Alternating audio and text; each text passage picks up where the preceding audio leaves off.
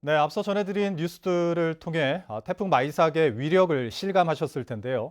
당초 예상보다 마이삭의 힘은 더 강했습니다. 취재기자와 이야기 나눠보겠습니다. 현재용 기자. 자, 이 마이삭의 힘은 정말 괴력 수준이었습니다. 강풍은 역대급이었고 비는 당초 예보보다 갑절이나 많았죠. 네. 한라산 남벽에 1041mm의 비가 내렸습니다. 시간당 130mm 이상의 폭우가 내린 건데요. 남원읍 신내리와 산천단 등에도 300~400mm의 강우량이 기록됐습니다. 이렇게 많은 비를 쏟아부은 이유는 당연히 태풍이 강한 세력 때문입니다. 태풍 마이삭이 제주 동쪽 해상을 지날 때 태풍 중심 기압이 945헥토파스칼로 매우 강한 상태를 유지했고요. 제주 전역이 태풍 반경 안에 들어가 있었습니다.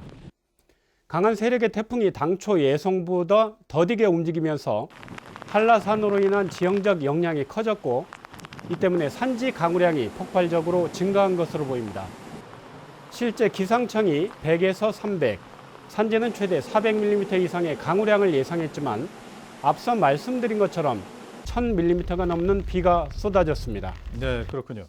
그런데 이제 마이삭 직전에 제주에 영향을 준 태풍 바비와 비교를 해보면 이 바비와 마이삭의 위력은 어떻게 보면 제주를 지날 때 위력은 비슷했는데 이 마이삭의 바람은 훨씬 강했단 말이죠. 그 이유를 어떻게 봐야 될까요? 네. 두 개의 태풍이 제주도를 지날 때 제주도와의 그 거리 차이로 볼 수 있습니다. 바비는 제주도의 서쪽을 지났고요. 마이삭은 동쪽을 지났습니다. 그런데 제주도로부터 태풍의 거리는 바비보다 마이삭이 조금 더 가까이 있었습니다. 이 때문에 바람이 훨씬 강했다고 볼 수 있는데요. 마이삭이 제주도 부근을 지날 때 감지된 바람은 고산 지역의 경우 시속 177km였습니다.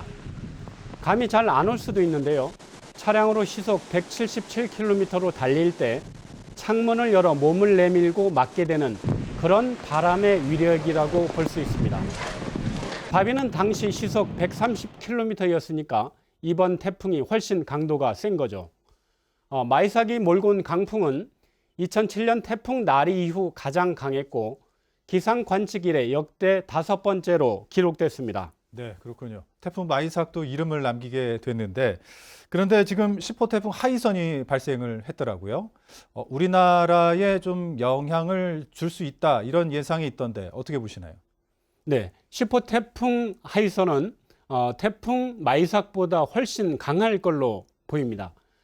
우리 기상청 예보를 보면 하이선은 5일에는 중심 기압이 920헥토파스칼까지 강해진 상태고요.